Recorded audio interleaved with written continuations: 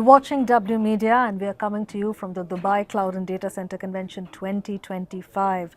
Joining us now is a very special guest, Anne-Marie van Zadelhoff, Chief Revenue Officer of Carib Data Centers. Welcome to W Media, Anne-Marie. Thank you. Thank you. And well pronounced, by the way, my name. It's quite difficult, I know. Dutch names are difficult. So. Thank you. Appreciate that. Appreciate you joining us today, Anne-Marie. Thank you for having me. Let's begin by you telling us a little bit about your professional journey and also a little bit about your organization.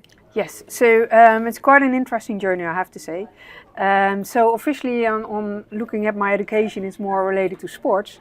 But I ended up at the end in the data center world, which is totally different.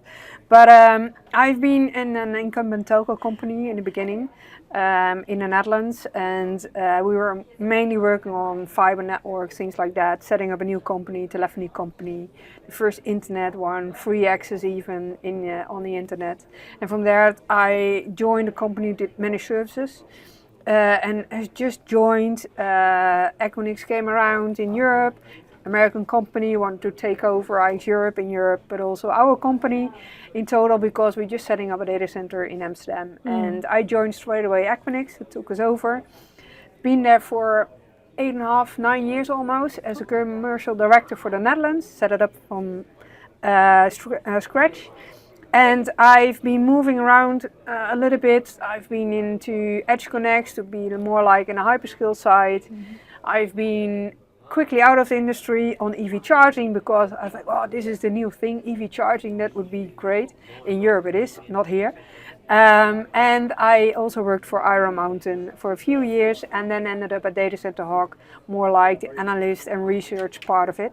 And from there on, I just was at a Touchdown Middle East event, and I came around some people who've asked me to join Carib Data Centers. And Carib Data Centers, we are working on to launch Carib Data Centers at the moment. We're headquartered in Bahrain. We want to have edge colocation data centers in all the region, that's actually what we are starting up now.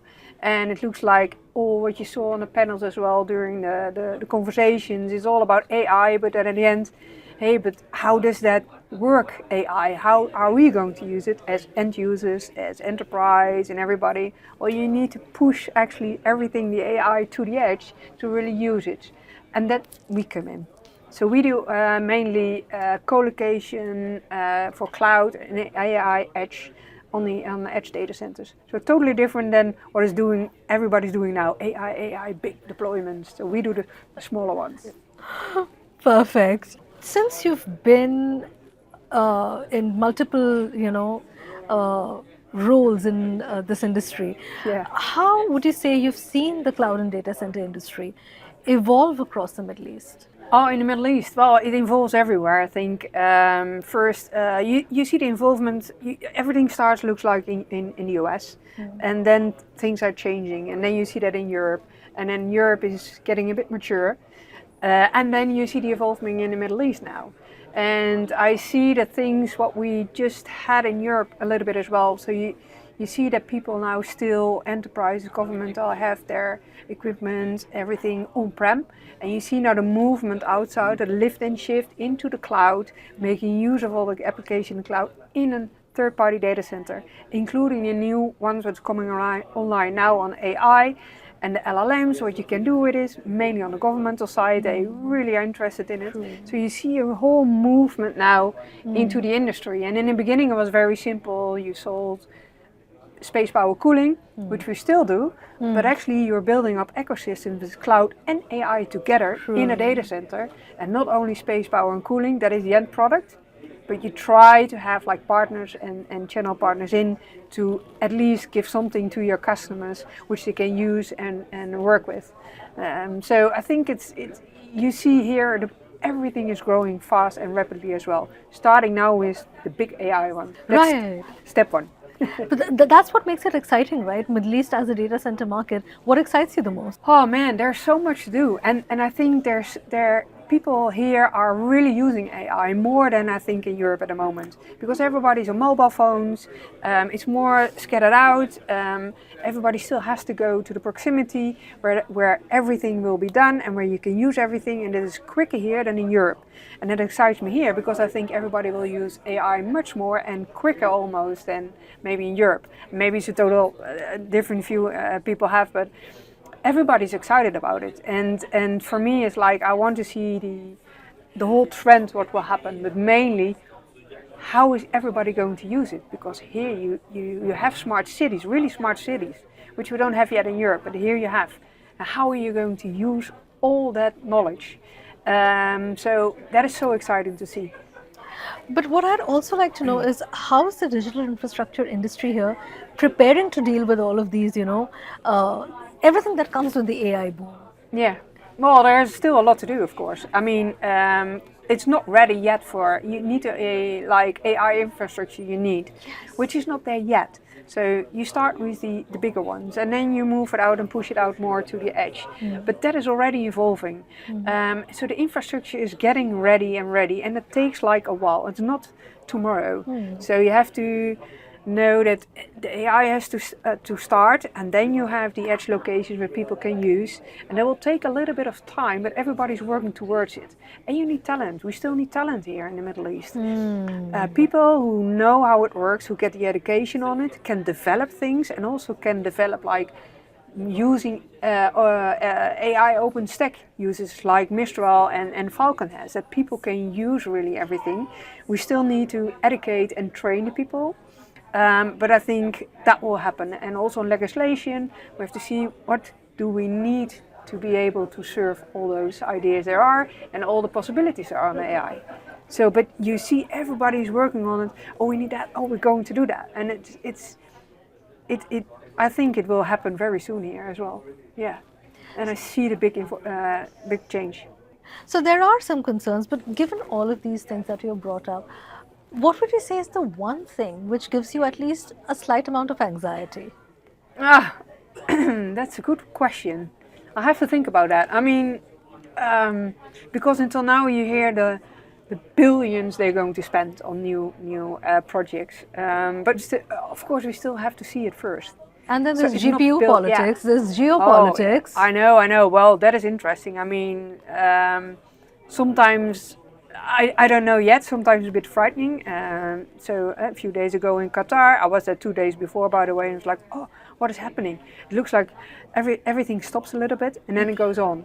But the same is happening in Europe. So and here as well. But I think we need it everywhere. And this you can't use it only.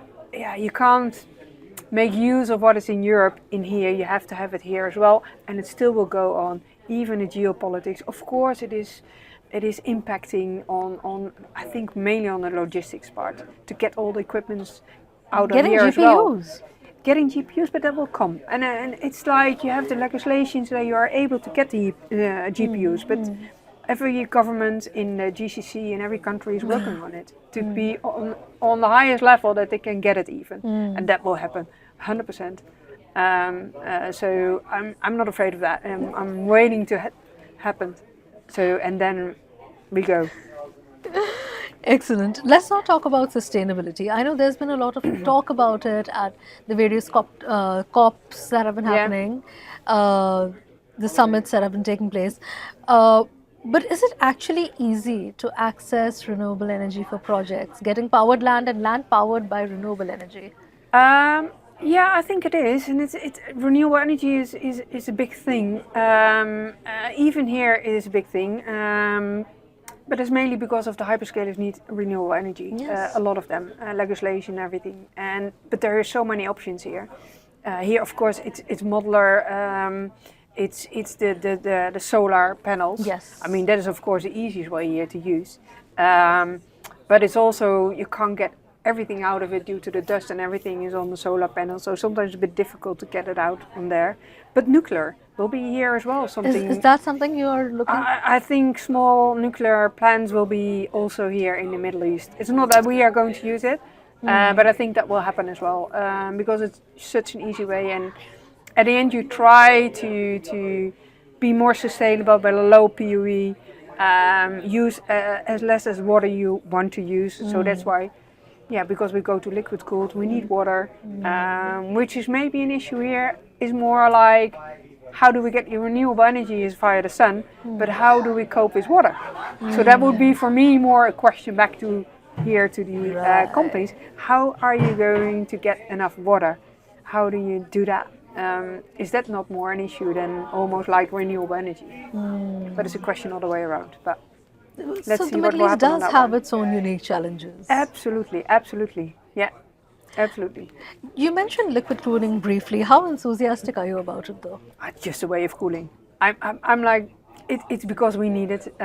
It's because the GPUs need liquid cooled because the heat that you get out of the chips and everything is so high. It's the only way to do it. Am I enthusiastic about it? Well, maybe because you don't need so much space anymore. So now it was always like a data center is huge, it's big, and then you have a plant. And now it looks like the liquid cooled part is the smaller part. So 1/3 is like the MEPs and everything, and the mechanical electrical, and 2/3 of that is now 2/3, and 1/3 is mechanical electrical. So it changed. First was 2/3 is the data center itself, and the rest, and now it's the opposite. Is it? Well, it's changed the other way around, but for me it's more like it should work. That's more important. If it's air cooled, liquid cooled, it needs to work. That's the most important part. Proof of the pie is in the eating. Like, yeah, it's not that I'm really excited about liquid cooled. Yeah, it's nice. It's a way of cooling. Yeah, I see. but we need it because at least I hope the buildings will be a little bit smaller, which is a bit more easier. I see. Well, finally, you participated in a panel discussion earlier Correct. today. Yes. What has been your experience like at Dubai CDC? What attracted you to join in the first place, to participate in the first place? Yeah, that's a good question. They approached me and I thought, right, this is quite interesting because there's a lot of things what is really happening at this moment, and it's good to see and hear others about how to really look at it in this region because and I was a bit afraid that people will talk about AI, what everybody's doing, but then we stay at the AI bigger training ones. And I was really interested in also here because all the leaderships are here. So but how do you look at it downstream? So how is cloud combined with AI? How do you push it to the edge? How do you already have hybrid models? How far are you? So for me it was like, let's talk about it and see how we can do that in the Middle East because that is extremely important. Hyperscalers needing local companies instead of they doing themselves everything. The combination of cloud and AI. And it seems that everybody's talking about it and feel it and working on it. And for me it was an eye-opener. Okay, yes, we are really moving ahead in the Middle East. And these conferences are the place to be to really understand it and what people think and what they're doing. Especially here in the UAE because I think it's the first country who will be open on that one, and where really AI will come together with Saudi. I have to say almost, but I think this one is the first one. I mean, everybody's always Middle East. Oh, that's Dubai. Okay, so the gateway they call it, isn't it? The gateway to the Middle East. So that's where we have to be then. We have to be in the Middle East and in Dubai. Well, thank you so much for joining us today. Thank you for this wonderful interview. Yeah, no problem. And thank you again for the invitation.